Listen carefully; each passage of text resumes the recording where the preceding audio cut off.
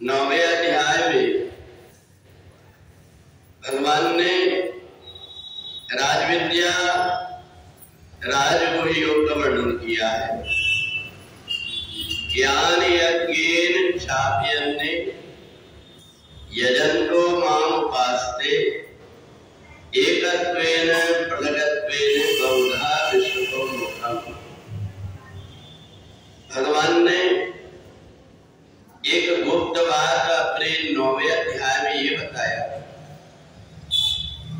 कि परमात्मा एक ही है। वो भले कितने भी अलग अलग रूप अपने धारण करता है, परंतु परमात्मा का स्वरूप वही है। जिस प्रकार से कोई व्यक्ति कहीं ऑफिस में जाता है, उसका पद के अनुरूप उसका नाम अलग जाना जाता है। वही व्यक्ति जब किसी का भाई रहता है तो अलग, पिता रूप में अलग। तो इस प्रकार से परमात्मा का स्वरूप एक ही है, अलग अलग रूप से हम जानते हैं। परंतु एक बात है, मोघासा मोघ कर्माणु मोघ ज्ञान विजित्सा। संसार में हर व्यक्ति की बुद्धि अलग अलग होती है। मुंडे मुंडे मध्य विद्या, तो अलग अलग बुद्धि होती है। तो परमात्मा के विषय में जिसने जो कुछ अनुभव किया है, वो अपने अपने ढंग से परमात्मा के विषय में लिखता है। जो सामान्य बुद्धि वाला व्यक्ति होता है वो भ्रमित हो जाता है। उसको ये लगता है मेरे को शिव जी की पूजा करना चाहिए या माता जी की करना चाहिए, मेरे को राम जी की करना चाहिए कि कृष्ण जी की करना चाहिए। एक सामान्य बुद्धि वाला व्यक्ति भ्रमित हो जाता है। परंतु सत्यम कीर्तयन्तो माम, जो परमात्मा का हमेशा चिंतन करते रहता है, परमात्मा तत्व को जान लेता है, अध्यात्म इतना कमजोर नहीं है कि दूसरे व्यक्ति के मन में जो शंकाएं आती है वो अध्यात्म से परे। जैसे किसी दिन भगवान शिव की रात्रि आती, शिवरात्रि आती, उसमें भी ज्ञानी व्यक्ति अपने मन से लगाता है कि नहीं, इस समय में शिव जी की पूजन करोगे तो ज्यादा लाभ होगा। मंगलवार के दिन इस समय, इस मुहूर्त में ये काम करोगे तो ज्यादा शुभ होगा। या हम शिवरात्रि को ही भगवान शिव के पास इतनी भीड़ लगा करके पहुंच जाए कि हमें भले कितनी परेशानी हो, अपने जान की जोखिम हो जाए, बहुत बड़ी परेशानी में पड़ जाए, पर नहीं, हमको शिवरात्रि में ही पहुंचना है, क्योंकि दूसरे दिन पहुंचेंगे तो भगवान हमको भगा देंगे या तो हमसे मिलेंगे। तो मोघासा मोघ कर्माणु मोघ ज्ञान विजित्सा।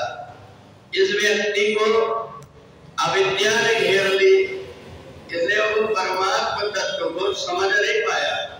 अध्यात्म इतना तुच्छ और छोटा नहीं है कि हम लोग जरा सी बात में कि हमने अगर एक लहसुन खा लिया, हमने प्याज खा लिया तो हम भ्रष्ट हो गए। तो इस प्रकार से संसार में जो व्यक्ति है, जिस प्रकार की परिस्थिति रहती है, उसके अनुरूप अपने आप को ढाल करके चलने लगता है, वास्तव में वो ज्ञानी कहलाता है। व्यक्ति इसी भ्रम में पड़ करके अलग अलग परमात्माओं की पूजा करके और भ्रमित होते रहता है। कभी इसकी पूजन कर लूं, कभी इसकी पूजन कर लूं, और कई बार तो भूत प्रेतों की, यक्षों की, गंधर्वों की और यहाँ तक यक्षिणियों की पूजन करके अनेक प्रकार की सिद्धियों के चक्कर में पड़ जाता है। और ये देवता भी इसी प्रकार से है कि इन देवताओं की जब कोई पूजन करता है या साधना करता है तो कई बार इनकी सिद्धियां हो जाती है। साधना करने वाले व्यक्ति के मार्ग में कई प्रकार की सिद्धियां आती, रिद्धि सिद्धि प्रेरय बहु भाई बुद्धि लोग दिखावे जाए। तो इस ढंग से वो व्यक्ति इनके चक्कर में पड़ करके और एक मार्ग में जो जहां जा रहा था वहां से उलझ जाता है और बीच में ही रुक जाता है। तो इसलिए जीवन का समय निश्चित है।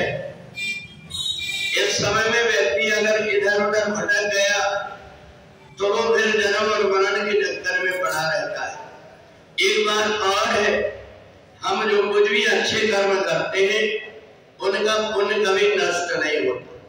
अगर कोई व्यक्ति परमात्मा तत्व तक नहीं पहुंच पाया, अपने आप का आत्मज्ञान प्राप्त नहीं भी कर पाया, तो जब वो शरीर त्यागता है, उसने जो अच्छे कर्म किया है इसके कारण प्राप्त पुण्य काम लोकान उसीत्वा शाश्वती समा, वो अच्छे पुण्य में जाकर के जन्म ले लेता है और वहां जाकर के अपने बड़े लोगों को देखता है ये परमात्मा की आराधना करते हैं, तो वैसे वो भी धीरे धीरे परमात्मा की आराधना करने लगता है। जैसे एक स्कूल से 5वीं पास करके व्यक्ति जब दूसरे स्कूल में सर्टिफिकेट लेकर के जाता है तो 6वीं में उसका दाखिला हो जाता है। इसी प्रकार से जो हमें अलग अलग प्रकार के व्यक्ति दिखाई देते हैं, जो कोई चले नहीं बिन मोटर के, कोई नंगे पैरों भाग रहा, कोई लुटा रहा धनमाल मुक्त, कोई भीख किसी से मांग रहा, ये सब जो भिन्नता हमें दिखाई देती है ये उसके पहले जन्म के कर्म है। इसलिए प्रत्येक व्यक्ति को चाहे वो कितना भी महान बन जाए पर उसको परमात्मा की भक्ति छोड़ना नहीं चाहिए। परमात्मा की भक्ति करते रहने से उसका अंतःकरण, उसकी बुद्धि पवित्र बनी रहती है। दूसरा, उसकी आदत बनी रहती है कि जो व्यक्ति उस प्रकार के सतत कर्म को करते रहता है वो परमात्मा को एक न एक दिन निश्चित रूप से प्राप्त हो जाता है। इसलिए भगवान ने कहा कि तुमसे और कुछ नहीं बनता, तो जो कुछ तुम कर्म करते हो उन कर्मों को तुम मेरे को अर्पण कर दो, इतने मात्र से देशाम हम समर्थता, मैं स्वयं तुम्हारा उद्धार कर दूंगा। तो इधर उधर ना भटक करके कि एक नींव उतार करके फेंक दो, तुम्हारी बला दूर हो जाएगी, तुम ऐसा कर लो। ये सारा प्रपंच छोड़ करके परमात्मा की भक्ति में जो लगा रहता है उसका एक न एक दिन उद्धार हो जाता है।